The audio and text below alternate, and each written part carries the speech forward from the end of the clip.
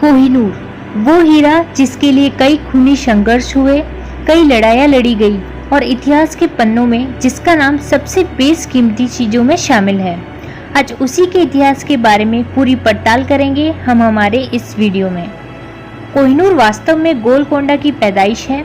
ये दक्षिण भारत का आंध्र प्रदेश में स्थित वही गोलकोंडा प्रदेश है जहाँ पर दरियाए नूर, ग्रेट मोगल, हॉट डायमंड, निजाम, रीजेंट ऑर्लॉक और कोहिनूर जैसे लगभग दुनिया के 30 मशहूर हीरे आज तक मिल चुके हैं, जिसमें सबसे बड़ी यशगाथा और लंबे खूनी संघर्ष का इतिहास बनाने वाला अद्भुत जो हीरा मिला वो कोहिनूर था।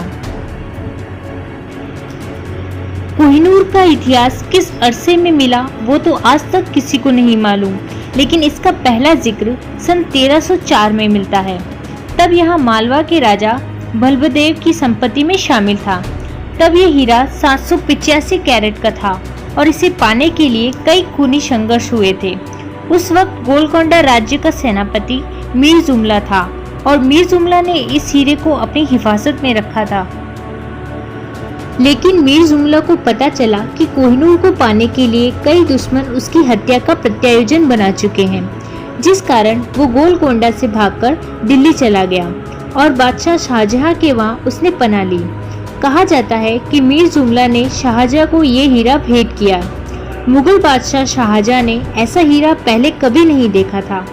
उन्होंने इस महान हीरे की भेंट को बड़ी खुशी से स्वीकार किया और शाहजहां के बाद ये हीरा उनके पुत्र औरंगजेब के पास चला गया।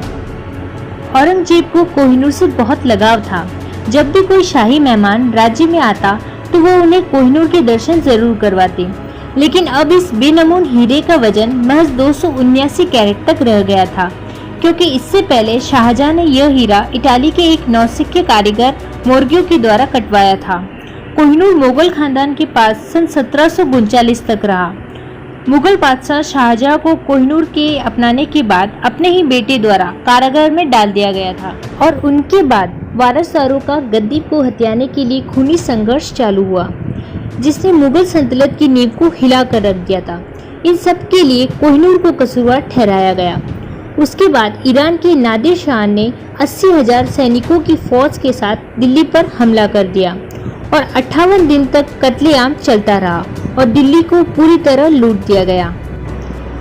The peacock throne of the world नाम की पुस्तक में यह दर्ज किया गया कि नादिर शाह ने अपनी शाहिनी को उसकी जितनी ताकत हो उसके मुताबिक लूटने का हुक्म दिया और नादिर शाह अंत में मुगल सल्तनत सम्राट के पास पहुंचा और उसने मोहम्मद शाह के मुकुट में एक बेनमून हीरे को देखा। यहाँ पर याद रहे कि कोहिनूर के मिलने के बाद से अब तक इसका कोई नामकरण नहीं हुआ था और अब तक इसे दूसरे हीरों से मूल्यवान एक कीमती हीरा माना जाता था। लेकिन जब नादिर शाह ने इस हीरे को पहली बार देखा तब उन्होंने कहा कोहिनूर और तब इस हीरे का नाम पड़ा कोहिनूर। इस तरह ईरान के एक पारसी राजा द्वारा कोहिनूर को अपना नाम मिला। पारसी भाषा में कोहिनूर का मतलब होता है रोशनी का पहाड़। बाद में नादिर शाह मुगल संपत्ति के इस हीरे को ईरान ले गया। सन 1749 में अफगान के बादशाह अहमद शाह ने ईरान पर हमला किया और कोहिनूर को अपने कब्जे में ले लिया। उसके बाद 1773 में अहमद शाह की मृत्यु के बाद ये हीरा उसके पुत्र शाह सुजान के पास गया। शाह सुजान अफगानिस्तान का राजा भी बना, लेकिन उसके सगे भाई ने उसके पीछे षड्यंत्र किया और शाह सुजान अपना जीवन बचाने के लिए वहां से भाग गया। सुजान लाहौर के सिख महाराजा और पंजाब केसरी शेरे पंजाब कहे जाने वाले राजा रणजीत सिंह के दरबार में पहुंचा और शाह सुजान के बाद कोहिनूर शेरे पंजाब राजा रणजीत सिंह की अमानत बना। राजा रणजीत सिंह ने इसका ब्रेसलेट बनवाया।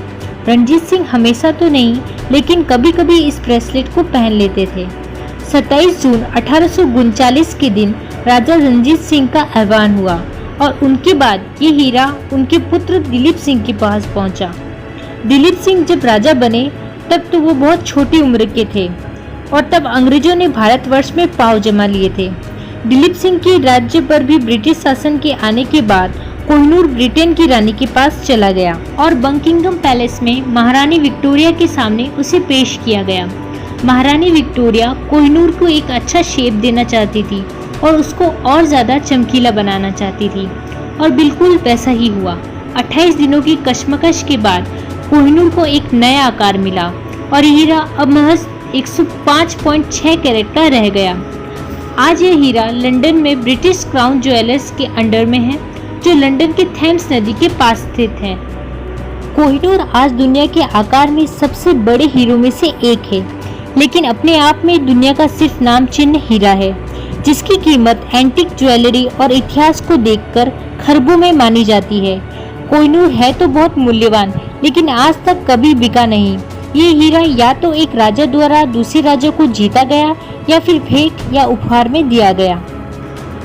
So that's it for today. अगर नॉलेज आपका पैशन है और ज्ञान के सागर में आप डूबना चाहते हैं तो जरूर सब्सक्राइब करें हमारे चैनल को और नए वीडियो की नोटिफिकेशन के लिए बेल आइकन को जरूर दबाइए। फिर मिलेंगे नए ज्ञान के साथ, तब तक के लिए खुश रहिए। Take care, bye bye.